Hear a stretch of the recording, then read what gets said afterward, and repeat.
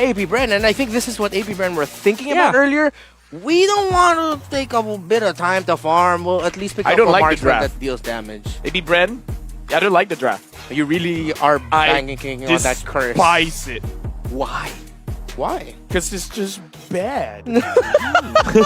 Don't be clever. Don't even think about it. Just give your opinion. You just this really is what we're being paid for. You just really don't want that curse to take into effect. I'm a host, not an analyst. Okay. Because that's why we are asking you first. Why you hating the drop? But yeah, with Carry, he is denying about like when Onic wants to pick some sustainable heroes, like maybe another Martis or another Fredrin, because Fredrin is still free right now. Yeah, I think Onic are actually gonna ban out the Hayabusa in this phase. AP Bren like to pick up a Hayabusa in their jungle. Hayabusa and Hellcurt. Yeah, Hayabusa and Hellcurt whenever there is an Eve that they're up against, or Farsa Artillery Mage, or Fredrin, because we know the Hayabusa can match up with the Fredrin in terms of the Retribution, and then they also take out the Joy, which is a good ban in itself. Now, I think here for Kiboy, he might end up with something like either a Kufra, Cho, or Minotaur. No, they have to ban the Masha first. All right. Yeah. That makes sense. That makes sense. Yeah. Masha first. No Joy there. And another... Maybe can... Do you know Rose's name is Joy? Yeah. Adelaine Joy, right? Yeah. You mentioned it before. Yeah, her name is Joy. Oh. Yeah. Adelaine. Oh, no. It's Adelaide, right? Huh? Yeah, Adelaide. So many revelations in this cast, my brain. Joy and Hayabusa banned out. I kind of feel like... Is this okay, right, to ban the Kufra? Respect the boy. Yes, please. The key boy. Oh, you're gonna choose what you're gonna respect, the Kufra or the Cho. Because both of them still can... He works with the Onic drop right now. Yeah. With Cho, you can like using the Way of Dragon to kick out Carry from the team fight, or even the Kaja when he do some setups. Yeah. Oh, that's a tough decision right now for Bren. Which one they're gonna ban out? Either the Kufra or the Cho. Either or would be great for Kiboy right now, and we know Kiboy can play those heroes incredibly well. Gonna be one of those. Arlot. Okay, so they'll leave the choice up to Onic. Which one it's gonna be? Okay, so if it's an Arlot, I'm thinking about an underrated heroes to be used by Onic. What do you think about Ruby? Facing against Kaja, Carry, Ruby can be good. That messes up the entry of the Kaja and the Valentina at times. And that's one of the combos that we actually see before with Ruby. But no, of course it's going to be the Kufra. Just tricking you. Yeah. No, but honestly, the Ruby would have been a great pickup, yeah. Sort of fallen out there, but we'll see what else they slot into it. AP Bren. They need jungler and the XP laner. Yeah. Jungler and XP laner for sure. But the Fredrin is still flex, right? It can be used by boots. Yes. If they want to, like, picking the last is for the jungle. Well, since in MPL Indonesia, Fredrin XP's struggling, I think this might still be a Fredrin jungler in the jungle. If this is going to be a different pickup in the jungle here for Onic, then it's going to be a surprising pick. I wonder if Bren are thinking about picking up the Martis for themselves this time around. Right? This time they'll just play the Martis in the jungle, and then still free. Okay, they pick up the Labu, and there, the Martis. Okay. Good shout out. Now, just the final pick for Onic here, just to see whether this Fredrin is going to the jungle or EXP. Needs to be something faster scaling, because right now this is again similar to the game 1 draft of Onic, where it's a bit too mid to late game focused. Agreed. Bane can be great. Oh yeah. Bane can be great, yeah. Bane would be not bad. Oh no, but they're gonna give up the deadly catch to the Valentina. So? But actually, yeah. It's no problem. Bane, yeah. Because there's still a choice. It's the real world manipulation or the deadly catch. I'm sold on the Bane, but where will we go? In the jungle, and then it's a Fredrin XP? Yeah, if they want to pick Bane. Fredrin XP, not bad. What? Just, you have a Flicker. Facing against Lapu is a good matchup too. And Grok. Okay, you know Grok, what? jungle? Here's the thing. No, I think both drafts are pretty mid. Do you guys want me to explain? No. Well, we don't have enough time anyway, so we're going straight to the casters. I like the way that both teams have actually picked up something from their opponents and adjusted to their own flavor. Yeah, they definitely have adjusted it to their own flavor. I love what I'm seeing from Onic. I think it's a really, really good idea from the side of Bren. They've set this up really nicely, but more importantly, it's all about those first 5 minutes of the game. This right here is Gideon, and I'm Leo at your service. It all comes down to this. No more Game 4, no more Game 5. Unfortunately, we'll have to wait for the playoffs for that. But right here, right now, tonight, only one of these teams walk away the victor. Is it AP Bren? Is it Onic? We're about to find out. Again, you predicted Onic. I predicted Bren, but I was already wrong, so you have a chance to be right, my friend. There's a potential here. There really is going to be a potential, and I hope by the end of the SPS that I'm going to be sitting on top of the standings amongst the casters and predictions, but who knows with this? Who knows with the way the teams that have been playing so far, and considering that they're coming back from bigger tournaments, coming over here and showing off what they've got, the level of polish that we're seeing is surprising so early on in the tournament. That's right. And not just the polish, the fact that they're able to throw back to certain lineups that have worked in the past in niche situations, and as well are injecting these new elements in the metagame to varying results, makes for quite the show, right? Makes for something that the fans all over the world of both of these teams of MLBB Esports, it gives them something to just be happy about. Going into the game right now, it's an orange start for both of our junglers, Kyle TZ and Kyrie, with Kyle actually being maybe what, a clip faster. Yep, it's a standard start here, and not to mention that, especially when you have a Grok, you have the ability to manipulate the waves, especially within the very first wave that spawns, but all you got to do is sacrifice your level 1. So in the meantime, it's going to be a slow start. Pause has been called, not sure from which side, but at the very least. All right, okay, back into the game. Luckily, the pause was relatively faster than we expected. Kyle TZ here going to score the Little Wanderer. Wow, Keyboy is just playing with fire right now. Exactly. And the beauty of Kyle TZ's build is the fact that he's going to have that extra penetration. So people like Keyboy won't be able to kind of tank him for too long, especially when he stacks up those auto attacks. But I'm very curious about the bottom side of the map. Oh no, Keyboy's in so much danger. He has to flicker away. Kyle, he's not letting him go through. Decimate into auto attacks? What did I tell ya? Yeah, again, playing with fire. He knows that he's in danger, but he's like, nah, I'm going to try. Oh. He's not really going to hop over that wall. Hops over the wall. Oh, wow. Oh, no. Is it gonna happen to Boots No, Boots too! He's away from the wall. He doesn't have his power of nature to cancel out the Insurer's aura. He gets the live for now, but this could be a potential dive. I'm waiting for the mid laners to get involved here. Phew, he's on the way, but Kyrie is going to stop him. He doesn't want this dive to go. And Boots, he's losing out valuable EXP. And now look at Kyrie and Keyboy trying to repair the situation. Oh, Kyle no. TZ with another one. Flap TZ with a jump! He's already landed the stun. Rage play into the decimate. Kyle TZ gets a free secondary kill. All this within the first 2 minutes of the game. And that's what's AP Bren 1,000 and change ahead at 2 minutes, giving this free turtle over to the black and yellow. That's not very helpful. No. I'm sorry. To the black and yellow for the Philippines. There you go. What's worse is that AP Bren have not let their foot off the gas. No. They've zoned away Boots, forcing him to recall a second time, and now trying to commit Grand Theft Purple. Ogwin, he goes on forward, tries to make it happen, but Sans is going to stop it all in his tracks with a real-world manipulation. Keyboy's in trouble. He gets finally hit by the Divine Judgment, but it doesn't matter. Kyrie might look for a trade back. Boots is able to pick it up, but Kyle TZ has already got the double, won't be able to find the triple. All right, so good news, bad news. Yeah, Onic got a kill, finally a trade off of that engage, an extended engage. But just the same, it really didn't lead to much. By taking down Flap TZ, and Boots still had to go home, Ryan knew. Boots still had to go home. This still allows for Kyle TZ to make what, an extra 200 gold off of the plate.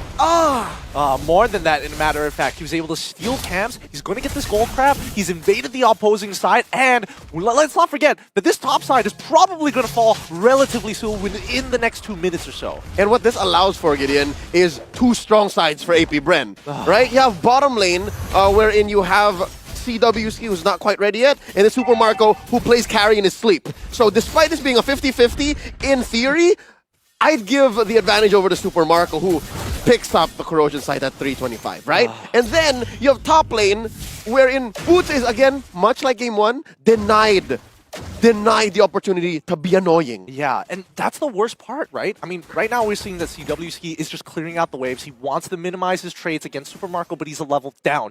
Boots, on the other hand, especially if you're an EXP laner, as soon as you give that first kill away, the lane is basically over. This is Flapteezy's zone. He is comfortable, and he doesn't mind. Oh yeah, Boots, you have 1 extra kill, I have 3 assists. I've generated more money than you. And given the fact that Boots is rocking Quantum Charge, he's playing a Grok that actually wants to fight. But he's denied that opportunity. And the fact is, Flapteezy with the Brave Smite and Fighter Emblem, Lapu Lapu, he's been playing this way since what? Early 2020, man. When Project Next came through, this is what Lapu Lapu, this is what See, I gotta mix up. This is what Flapteezy was breathing, and now there's the pull! Yep, immediately Keyboy goes down so fast! 22% was more than enough for the Decimate to take him out, and even Sans can't believe it. The real world manipulation used in time, but still didn't matter. Flapteezy sitting at 5-0-0. Kyrie, gotta watch out for it. Retribution battle! He's gonna try. He's 2 levels down, but Flapteezy is going to make the opportunity for himself. They back away, and they continue the oppression. I declare thee guilty. Flapteezy actually stole it. Grant that purple! Oh boy. Oh boy. This is not going to be a fun game for Onic. Let's just say that, right? This early to mid game is going to be devastating. They know that it's all about Kyle. And even if Kyle finally scales off, Super Marco is having the time of his life. He's up 400 gold in the lane already. So, silver lining here, much like in game 2, being on the optimistic side for all of the Sonics out there, CWski hasn't died. In the 5 minutes that AP Bren haven't stepped off of the gas, CWski doing well to protect himself. But when and where is that going to come into play? We're about to find out. The fact that Keyboy is on the Kufra gives me some hope, at least with the Sonic within me. I was a Sonic in and out, die hard the other night, right? So I'm hoping that maybe there's a catch from Keyboy. Hell, maybe there's a catch from Boots. Boots has a flicker wild charge. He can do something. It's possible. It's possible. But let's think about the people who want to be in front. And I think it's going to be Flapteezy or KyleTeezy who's going to absorb that hit. They're going to be the big two who has to not only block, but open up the map relatively simple for them. Flapteezy purchasing a Bloodlust Axe here. Yeah, I mean, you're not even mentioning Flapteezy, right? You mentioned Kyle. You mentioned how the peel is going to come through. And then you have Flapteezy looking for that back angle. Oh... It's between Marco and CW, about 1,000. So if in those roles you have this huge gap, all the more it's going to be difficult to recover. Yeah, and the last 500 gold is basically to everybody else in the game, right? So again, this is now developing into a 4K lead. It's really tough for Kyrie to play the game at this point, and Kyle, he's 2 levels up, so he basically wins and can take every neutral objective with his eyes closed, honestly. Yeah, this is why in your ranked games, folks, please practice what we preach, right? Martis into a Fredrin is a winning matchup. The Fredrin is just going to be so awkward. He's just going to be, can I, maybe not. And then, next thing you know, you're looking at this kind of situation right here. Free turtle, last turtle of the game over to AP Bren. All the while, Onic is left to try and recover, find the scraps that's on the map. Look at Kyrie. They're going to try to take this purple, try to punish one. World manipulation is already out here, but the wild charge coming in from Few is not bad. Knocks him to disengage the rest of the team, but here comes Flapteezy to look for anybody. Really flickers for it, gets the stun onto Kyrie's side, Rage Blade onto him, and the backline, it's going to be Kyle who sees Keyboy, takes him out with the help of Few, and I'm surprised Kyrie didn't die there. Yeah, no, it was Keyboy eventually. Something else to consider, Ogwin didn't die, nor did Marco. So there were a lot of players here in that last team fight near the purple pit of AP Bren that was living on the edge. But just the same, the reason why Onic couldn't force the issue and couldn't come out with more at the end is because AP, again, have the firepower advantage. This 4K gold lead, it's not nothing, it's huge at 7 minutes. Absolutely, it's gigantic, in a matter of fact. The EXP differential is already putting a lot of hurt that into too. Onic. Like, that too! I mean, if you had to put the numbers next to each other, it's not even about the goal. Just the levels alone gives them more numbers and more stats. But now, I think, especially for Onic Esports, they actually made an interesting play there, right? To make the attempt to flip the gold over. And they got away with, at best, right? I'm being very optimistic here. A gut check. Like, all right, this is what AP Bren is willing to put on the board. We can do better. We'll see you in about 2 minutes, right? That's what's going on here. Because, again, you're still looking at CWski. And also Sans, I guess. Yeah, no, Gila Sans hasn't died yet. Nope, he has That's Gila. not. He's trying to scale up, but again, It is a Eve. It does take a little bit of time. The items aren't exactly very cheap. But now, Baptiste, he's trying to get on out of there. Kyrie is slowing him down, noticing that Kyle and Few are in position to try and punish him. But Kyrie, he's not afraid. He's not afraid. He has reinforcements. All right, so with that being said, slow push down bottom. Tier 1 for AP Bren, very close to going down. The first major win for Onic, maybe, if they can actually get that. But with Lord spawning on this side of the map, it's less likely to happen. AP Bren is going to keep tabs on that, going to do their homework, make sure that they do at least the bare minimum and clear that. And then they might actually force a fight here in mid. Keyboy with the stretch. I mean, they're sending boots here. Keyboy opens up the mid rush. CW's, he's taking way too much damage, but he clears out that mid side. AP Bren still have a lot going for them. Owen even using the conceal just to deter the rest of Onic Esports, right? Top side is pushing, and this is going to be a 50-50. Kyrie is going to make the attempt. It's going to be tough. Real one manipulation comes up right to the corner. Kyle is able to secure it. Now in the back line, getting time for He's trying his best, but Keyboy is the first to fall. Next will be Boots, but with off charge and the flicker out of there, he saves with just a sliver of health. 2 for none here, and I'm counting the Lord. AP Bren get away with a very close contest, and don't lose a turret along the way. I could have sworn bottom lane was going to go down, and here we see CW's doing his best to try and push up top, but Bren have done so well to disperse after that conversion. Yeah, and the gold earned leaderboard. How does Super Marco have more than Kyle? Kyle has 6 kills on his side while invading Onic Esports' jungle. He had access to everything, but somehow Super Marco is richer than him. Did Marco bring back avarice? I don't know, man. Does he have avarice again? No, it's just he's staying in the lanes much longer and getting the maximum returns on that, while Kyle TZ's playing footsies and then taking camps. Oh, let's not forget that he's also taking the bottom side camps as well because, well, Kyle, he doesn't need the extra camps. He's invading for them. Yeah, so here's something else to count. The first 5 minutes are where the extra gold comes through for the junglers. So yeah, Boots, you're in trouble. He tried to escape with the wild charge, but really, there's nothing he can do about this at all. Onic maybe look to respond here. They know that Few doesn't have his ultimate. They know that Kyle is still on that cooldown for that decimate, but really, they're not going to find anything. Gotta admit, that was pretty cool when all 3 members use a Cyclone Knight at the same time. Right? It was all right, sick. We'll move on. Now, looking at the item game here. Oh. Still, oh lord, the gold lead from each roll. And in a quarter, there you go. So can confirm, yes, it is going to be a Luminous Lord that will be scored by, at this point, inevitably, AP Bren, unless something goes on. Unless Onic is able to unlock one of their clutch genes, go Ultra Instinct and say, I'm sorry, I didn't realize that they were walking into the Animus or something. Like, what kind of a heritage is there? Where is this clutch gene coming from? Because it's one of those situations, especially with the Lord advantage that we are seeing, yes, it looks great for AP Bren. The question is closing out the games. We saw it with Onic Esports, right? Oh, hey, cool. Another one of those pause. Maybe there's a pause gene. And to Samsung Galaxy for helping make this possible. We're back in about 30 seconds until this next Lord, Luminous Lord. Luminous Lord, it's going to be important. I'm glad the Samsung Galaxy can help LaFell get his alphabets down. I was about to say count the alphabets on his fingers. Was, kind of. He was just going, I don't know why you did that. To help guide you, I guess? It gives direction. It's important, okay? I can't blame him because I kind of do the same thing, especially if I'm saying it backwards. I can't do that. But with 6 seconds left on the clock, look at the map pressure that they have across the board. Again, map is looking blue, even with a big fat wave brought in by good guy Boots down bottom.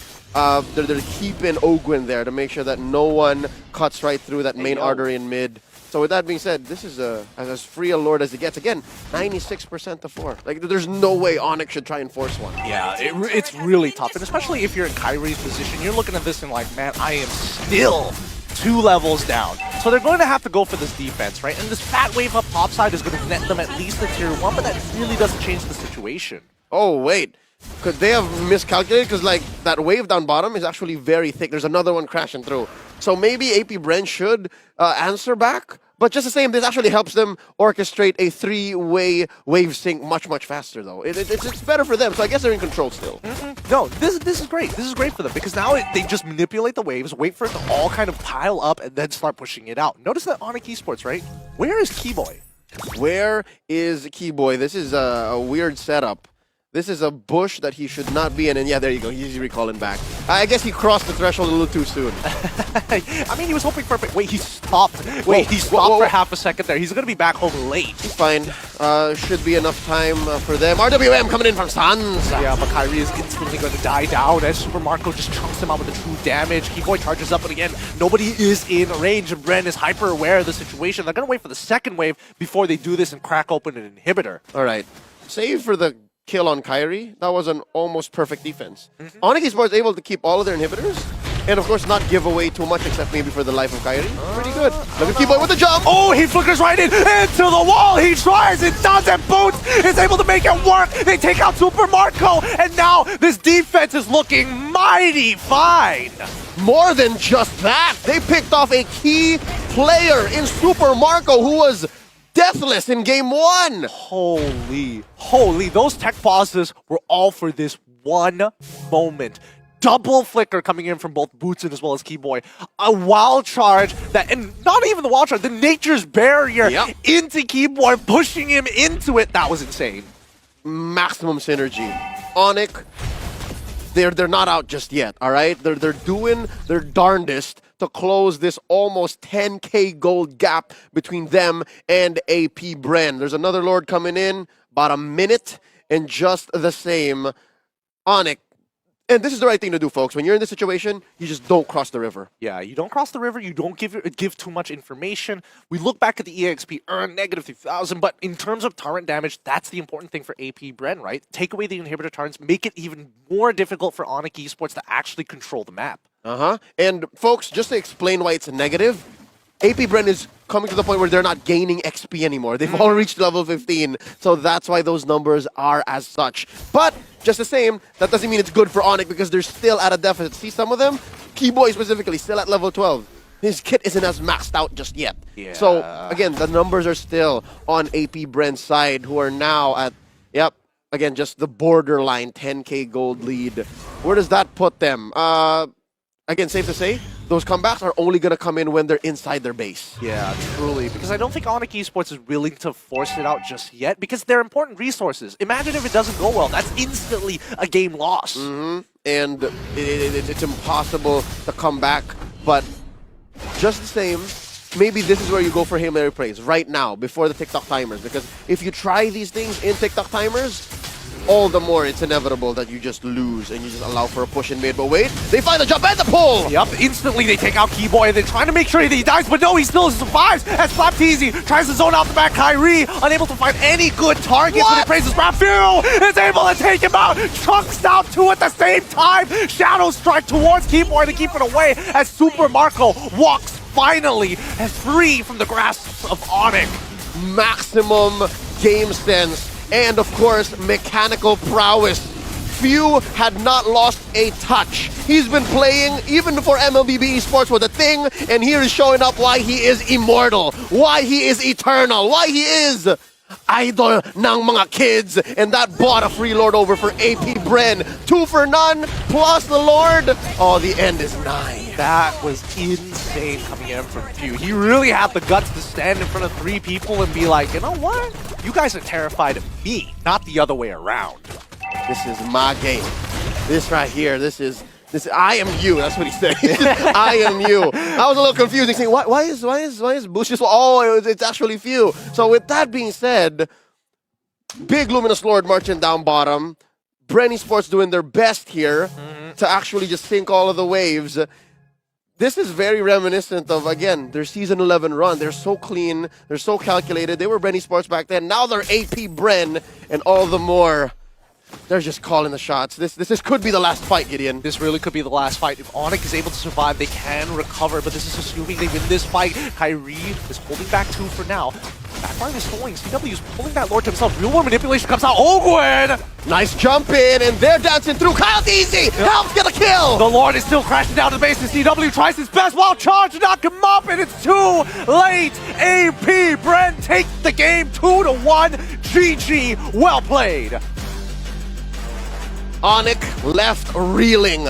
Momentum was on the side of AP Bren, and despite the 14-hour flight,